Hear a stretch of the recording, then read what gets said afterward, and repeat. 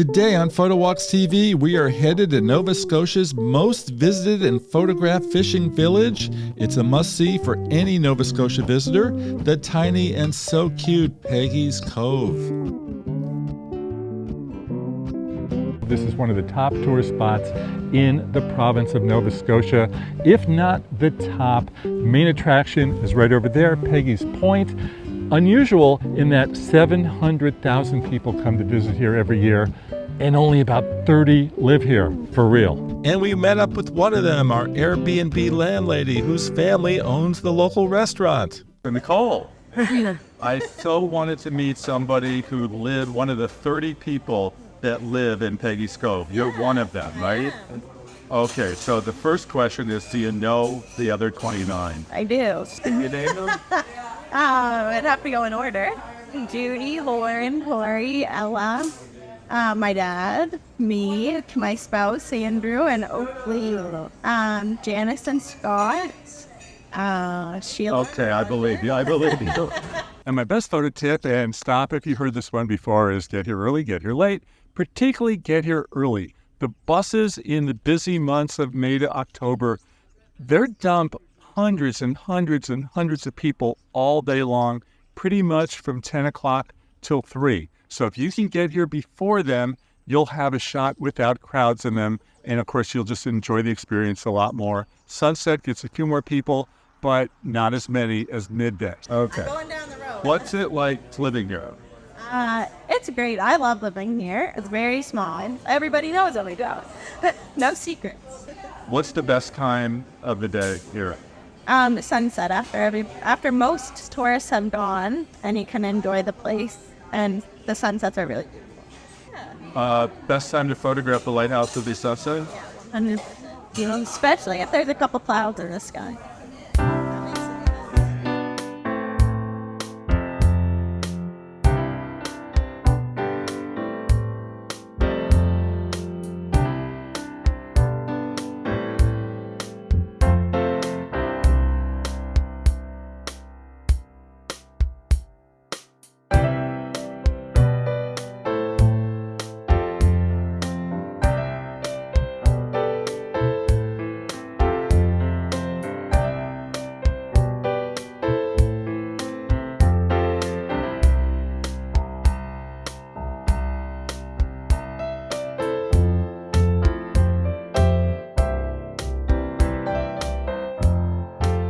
Well, the Lighthouse was built many moons ago, and it actually operated as a post office for its first, I think, 100 years or so.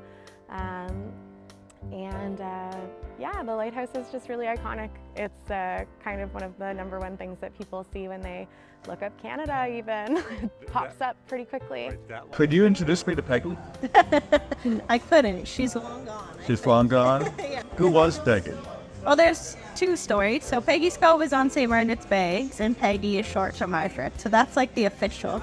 But the story is that they're a shipwreck on Halibut Rock, and she was the only survivor, and the people of Peggy's Cove took her in, and named their cove after her. Okay. You never met her? I never met her. Never met her. It was before my time. And you did, this is your daughter? It is. And you didn't want to name her Peggy? No. Is there a Peggy who lives here of the 30 people? There's not. We used to have a Peggy that worked in the gift shop, so that played out really well. But she was the Peggy. Yeah, she was Peggy of the Cove.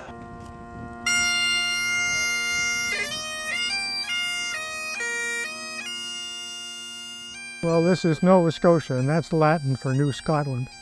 So there's a lot of Scottish settlers came here, among others, the Germans, the Irish, the French. So we're a multicultural province, but there's a lot of Scottish influence here, for sure. And it's just all between the bagpipes and the fiddles. That's Nova Scotian, and the music. There's a lot of music here in the province. It's quite a few. This is the most popular. This is, yeah, it is. Why is this the most popular? I don't know. Just the setting. It's accessible. Perhaps some lighthouses are too difficult to get to. They're out on headlands that you can't really get to. But this has been a draw for a long time. The fishing village here is a real fishing village. And that's part of the ambience here, you know, it makes it a special spot. Okay. You've seen photographers taking pictures all over the place. Where do you think you actually get the best shot of the lighthouse? Oh, I don't know, almost anywhere. Well, let me help you with that as I photograph the lighthouse from every conceivable angle. Now, the tourist folks suggested the overlook to the right of Peggy's Point, and that indeed was a winner. That's where I did my morning time lapse in a night shot on the iPhone that turned out really well. If you're new to night mode, you need to have the phone on a tripod, and if you're in the dark like I was, night mode will kick in automatically. You will need to adjust the settings from auto to max and keep the shutter open for a 30-second equivalent. Beyond the overlook, many also like walking out onto the rocks and going to the left of her for a different angle.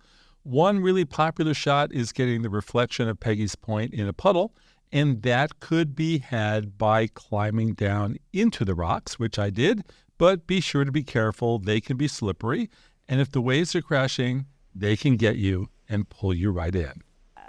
Folks definitely do take tumbles occasionally around here, so be safe, watch where you're going, be aware of other people's bodies in the crowd, because some days, like you said, 9 to 3, a lot of folks from the cruise ships and the tour buses that are guided come down, and folks that have never been here before, which is great. We're happy to have you. Just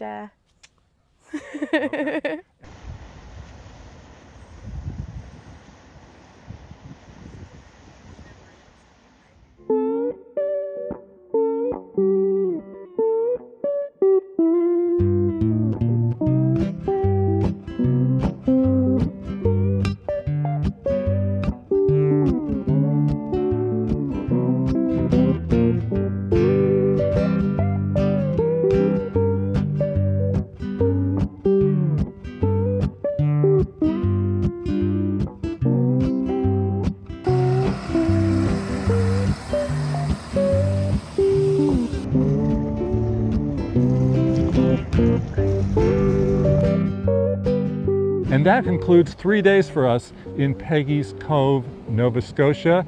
I can't wait to come back. I bet you can't wait to come visit. Do know you're not going to find any hotels or motels here because they don't have them. They do have Airbnbs, VRBO, so check your local listings. Meanwhile, we are continuing up the road in Nova Scotia, producing more episodes of PhotowalksTV. So stay tuned, and I'll see everybody on the next Photo Walk. Bye, Peggy!